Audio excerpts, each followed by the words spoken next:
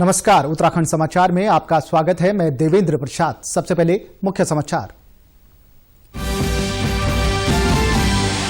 ऋषिगंगा का जलस्तर बढ़ने से कुछ देर के लिए रुका बचाव कार्य। अब तक 35 शव मिलने के बाद कुल लापता लोगों की संख्या पहुंची 169। मुख्य सचिव ने कहा, टनल के भीतर जिंदा बचे लोगों को खोजने के लिए ड्रिलिंग शुरू। आपदा में 13 गांवों का संपर्क टूटने के बाद ट्रॉली और बेली ब्रिज का निर्माण कर बीआरओ और आईटीबीपी ने की वैकल्पिक व्यवस्था। कई गांवों की विद्युत और पेयजल लाइनें बहाल।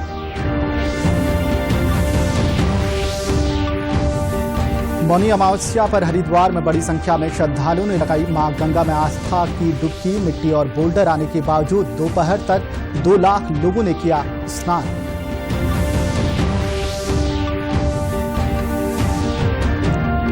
और कुमाऊं रेजिमेंट केंद्र रानीखेत में 15 फरवरी से 10 मार्च तक सेना की ओपन भर्ती रैली।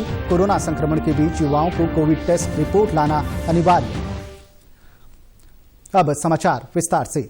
चमोली के रैणी गांव और तपोवन क्षेत्र में रविवार सुबह आई आपदा के बाद आज ऋषिगंगा नदी का जलस्तर एक बार फिर बढ़ना शुरू हो गया। नदी का जलस्तर बढ़ने के बाद तपोवन में चल रहे राहत और बचाव कार्य को कुछ देर रोकना पड़ा। ऋषिगंगा नदी में अचानक जलस्तर बढ़ने की सूचना पर जिलाधिकारी ने तपोवन रेस्क्यू में लगे लोगों को सुरक्षित स्थानों पर भेजने के निर्देश दिए। साथ ही सुरक्षा की दृष्टि से नदी किनारे 500 मीटर के क्षेत्र को खाली करा दिया गया। पुलिस अधीक्षक चमोली यशवंत सिंह चौहान ने जानकारी दी कि नदी के आसपास के इलाकों में रहने वाले लोगों को अलर्ट कर दिया गया है। हालांकि उन्होंने लोगों से ना घबराने की अपील भी की है। कुछ देर बाद बचाव कार्य फिर से शुरू कर दिया गया। तपोवन टनल में लगभग 35 लोगों को सकुशल बाहर निकालने के लिए प्रशासन ने अपनी रणनीति को बदलते हुए टनल से 15 मीटर की दूरी पर दूसरी ओर से खुदाई का कार्य शुरू कर दिया था। रेस्क्यू ऑपरेशन चल रहा है और इसमें दिक्कत ये हो रही है कि दोबारा मलबा आ जा रहा है। मेन टनल में काफी दूर तक पहुंचे थे लेकिन मलबा दोबारा आ जा रहा है। दूसरा उसमें अब हार्ड रॉक्स भी है, मलबा भी है, हार्ड रॉक्स भी है। तो हार्ड रॉक्स को निकालने में थोड़ी दिक्कत हो रही है। तो उसमें एनटीपीसी की टीम भी लगी हुई है, तो वो भी प्रयास कर रहे हैं और इसमें ड्रोन से भी देखा जा रहा है। खबर लिखे जाने तक आपदा में अभी तक 35 लोगों के शव नदी किनारे अलग अलग जगहों पर बरामद हुए हैं। इनमें से आज एक शव बरामद हुआ है। रैणी से लेकर श्रीनगर तक सर्च ऑपरेशन जारी है। एसडीआरएफ की 8 टीमें ये कार्य कर रही हैं। इसे गति देने के लिए ड्रोन और मोटर बोट से भी सर्चिंग की जा रही है। साथ ही सिफर डॉग स्क्वाड भी मौके पर है।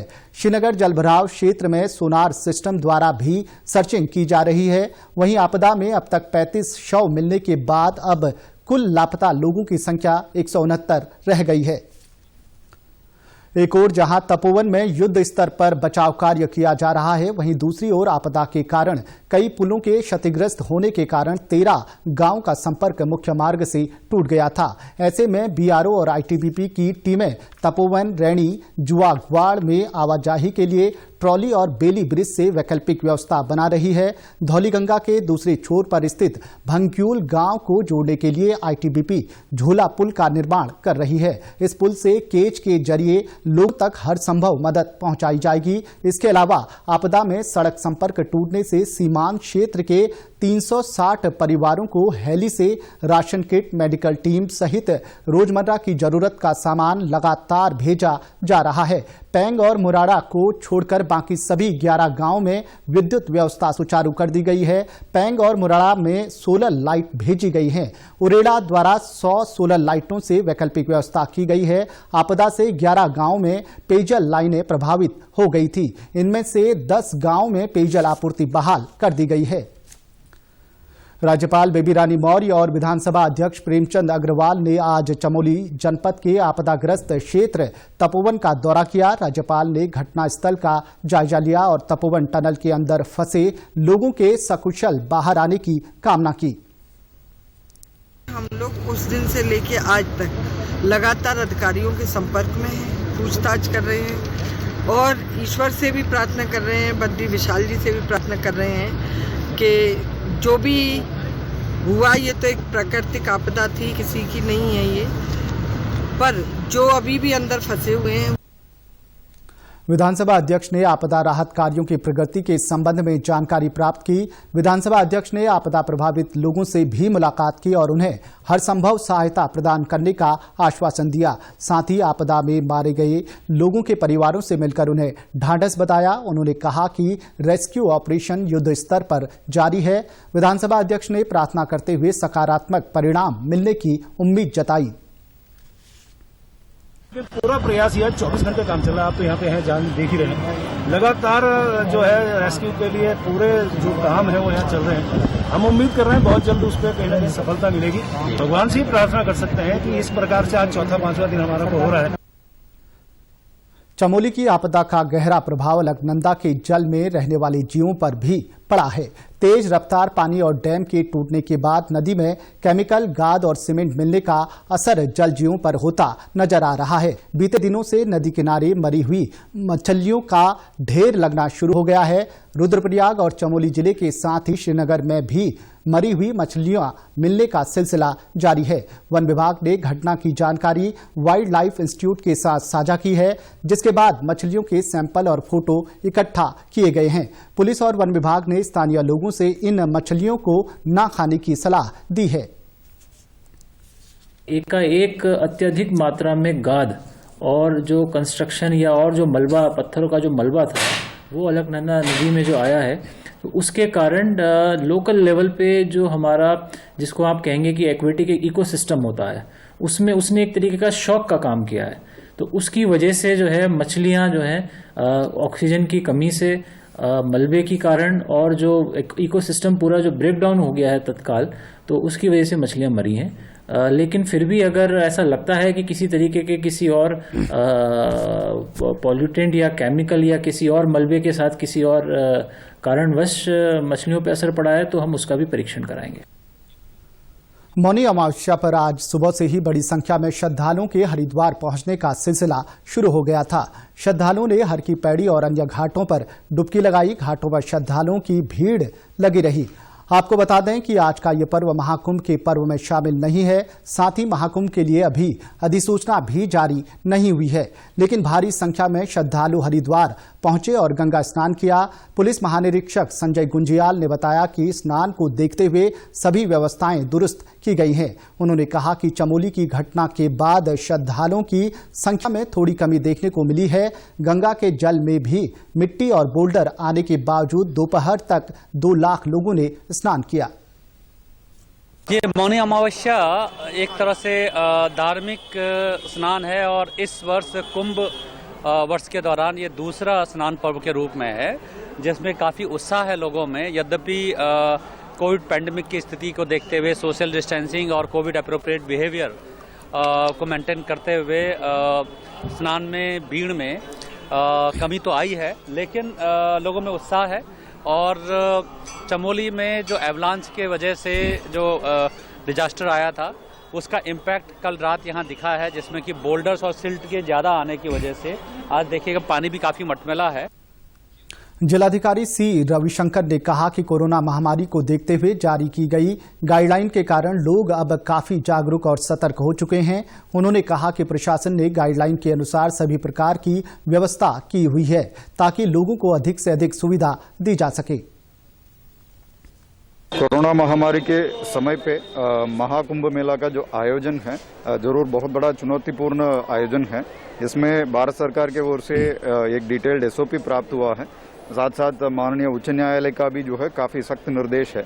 इसमें जो एसओपी का संबंध में सभी स्टेट्स को जो है पूर्व से ही स्टेट गवर्नमेंट के ओर से संदेश दिया जा चुका है।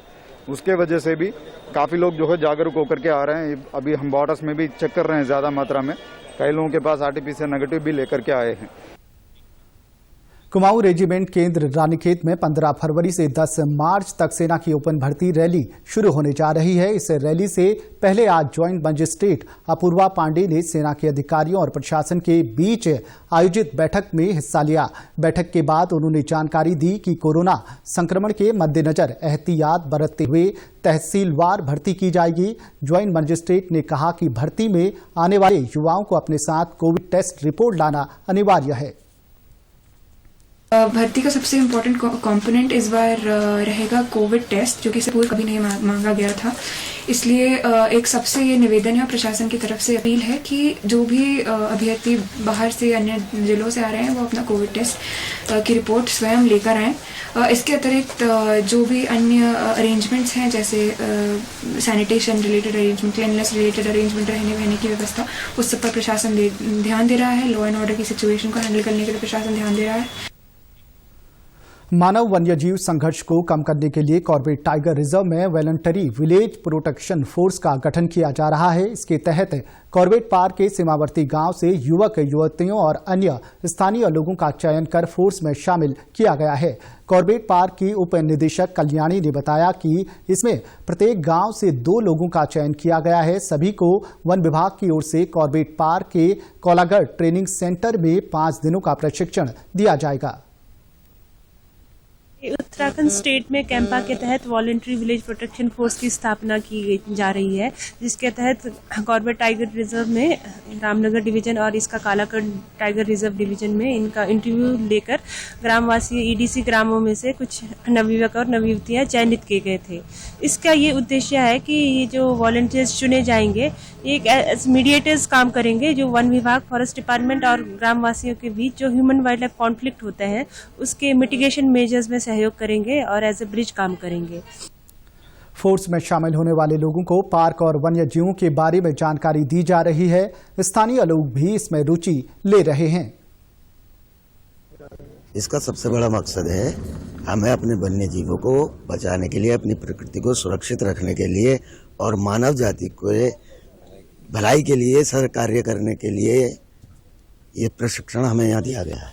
वन कर्मचारियों के और गांव के बीच में जो गलत अफवाहें रहती हैं उनको दूर करने के लिए, आपस में सामंजस्य बनाने के लिए सारे कार्य किए गए। कॉर्बेट टाइगर रिजर्व की बिजरानी रेंज में एक महिला पर बाघ ने हमला कर दिया। महिला को इलाज के लिए अस्पताल लाया गया, जहां इलाज के दौरान उनकी मौत हो गई। बताया जा रहा है कि कमला अपने साथियों के साथ घास काटने जंगल गई थी, तभी अचानक बाघ ने उस पर हमला कर दिया। अन्य महिलाओं की सूचना पर ग्रामीणों ने कमला की तलाश की और उसे फौरन अस्पताल पहुंचाया गया, जहां पर डॉक्टरों ने उसे मृत घोषित कर दिया। रेंजर राजकुमार का कहना है कि उच्च अधिकारियों से निर्देश मिलने के बाद ही बाघ को पकड़ने के प्रयास शुरू किए जाएंगे। जानकारी लेने पे पता चला कि कमला पत्नी श्री हरपाल सिंह महिला एक घास काटने के लिए हमारे कंपार्टमेंट नंबर 10-11 के मिलान पे कानिया सोत में गई थी, जहां उस पर एक टाइगर ने हमला कर दिया। उसको तुरंत जो है संयुक्त चिकित्सालय रामनगर में लाया गया, जहां डॉक्टर ने उसे मृत घोषित कर दिया गया है। पहले भी जून से लगातार इस क्षेत्र में टाइगर लोगों पर हमला कर रहा है। संभवतः ये बच्चों वाली टाइगर हो सकती है जो बच्चों की सुरक्षा के लिए हमला कर रही है। अभी हम अपने उच्च अधिकारी से इस संबंध में वार्ता करेंगे। कुमाऊं के कई जनपदों में स्मैक की सप्लाई करने वाले आरोपी सावेज खान को एंटी ड्रग टास्क फोर्स की टीम और कोतवाली रुद्रपुर ने किच्छा से गिरफ्तार किया है। आरोपी के पास से लगभग 31 ग्राम स्मैक बरामद हुई है। आरोपी पहले से 6 मुकदमे में फरार चल रहा था। इससे पहले भी आरोपी नशे की सप्लाई के मामले में जेल जा चुका है। वरिष्ठ पुलिस अधीक्षक दलीप सिंह कुंवर ने बताया कि नशे के खिलाफ काफी समय से पुलिस कार्रवाई कर रही है। उन्होंने जानकारी दी कि क्षेत्र में कच्ची शराब बनाने और इसके नशे के बढ़ते कारोबार को रोकने के लिए भी वो जिलाधिकारी के साथ मिलकर रणनीति बना रहे हैं, ताकि युवाओं को नशे की लत से बचाया जा सके। यहाँ जो कच्ची शराब बनाने वाले कुछ लोग हैं, तो वो उनको मैं डीएम साहब से बात कर रहा हूँ, क्योंकि एक बहुत इजी पैसा होता है शराब के माध्यम से। कच्ची शराब एक बहुत बड़ा एक कारण है नशा का जनपद उधमसिंह नगर में। तो ये उनको हम जैसे हम प्रयास ये कर रहा हूँ कि अगर कच्ची शराब के बनाने को अगर हमको विमुख करें तो उनको जीविकोपार्जन के लिए क्या और संसाधन हम उपलब्ध करा सकते हैं जिला प्रशासन के माध्यम से, तो हम कार्रवाई करें। डीएम साहब से मेरी बात हो गई है। उत्तराखंड की खबरों के लिए आप हमसे सोशल मीडिया के माध्यम से भी जुड़ सकते हैं। हमारा ट्विटर हैंडल है DD News_देहरादून। हमारा फेसबुक पेज है DD News उत्तराखंड और हमारे YouTube channel DD News Uttarakhand को भी आप सब्सक्राइब कर सकते हैं। कोरोना संक्रमण से बचने के लिए मास्क का अनिवार्य रूप से और सही ढंग से प्रयोग करें। साथ ही सामाजिक दूरी का ख्याल रखें, नियमित रूप से हाथ धोएं और याद रखें, कोरोना को हराना है, मास्क जरूर लगाना है। नमस्कार।